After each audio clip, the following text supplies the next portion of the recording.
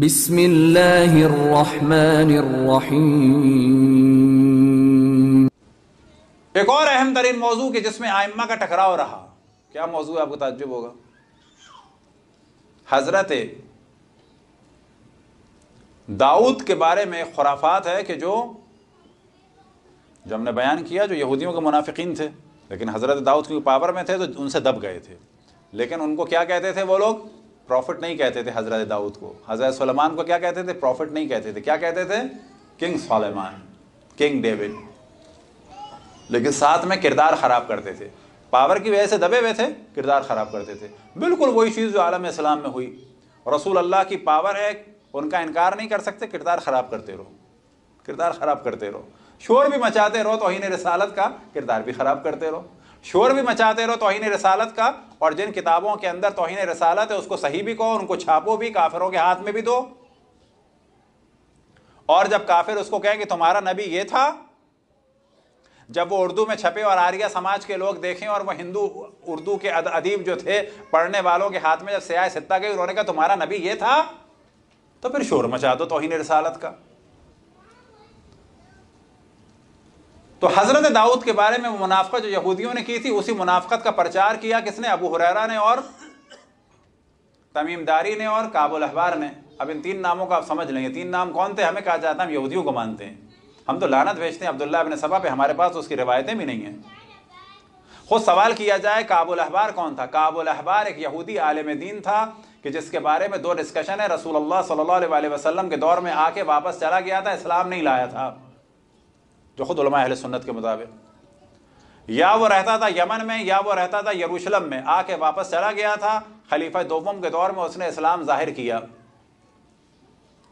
کون تھا؟ یہودی عالم دین کعب الاحبار۔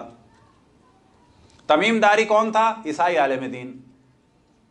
ان دونوں کا ایک شاگرد اور ان دونوں کا قریبی فرد کون تھے؟ ابو ہریرہ۔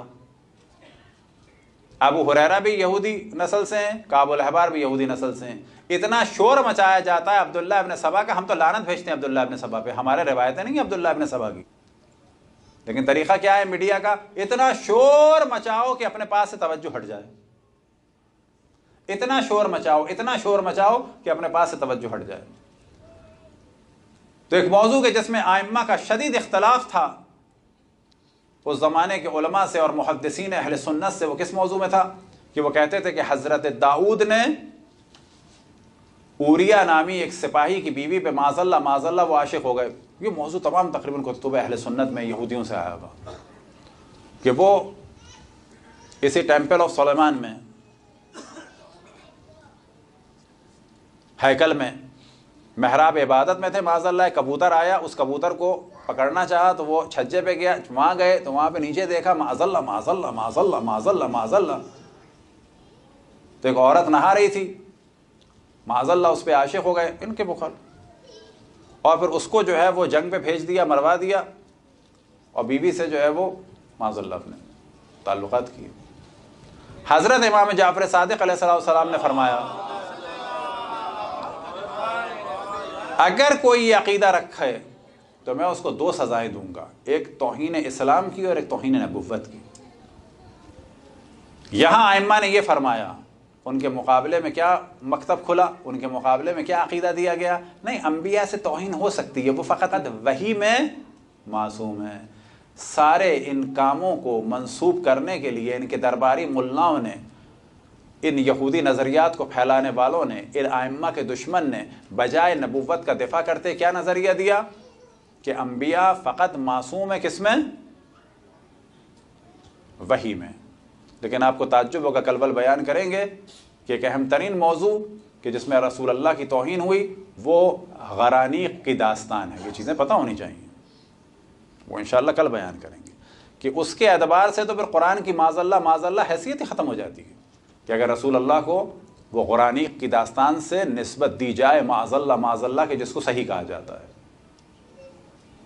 تو ائمہ نے جو جہاد کیا ہے وہ یہ والا بھی پبلک کے سامنے نہیں آیا ہے، اور وہ جہاد تھا نظریاتی جہاد۔ وہ فقط یہ نہیں تھا کہ نماز اور روزہ اور غسل و وضو، وہ تو تھا، لیکن یہاں تو نبوت خطرے میں تھی، وہ تو تھا، یہاں توحید خطرے میں تھی۔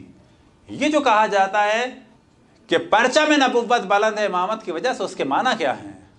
کہ اللہ سے بڑے ہیں ائمہ؟ نہ، مراد یہ ہے کہ صحیح توحید اگر پہچاننی ہے تو کس کے ذریعے سے؟ اہل بیت کے ذریعے سے۔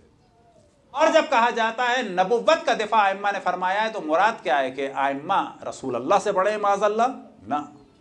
مولا امیر المومنین خود اشرف الانبیاء کے بارے میں فرماتے ہیں انا عبد من عبید محمد، میں محمد کے غلاموں میں سے ایک چھوٹا سا غلام ہوں۔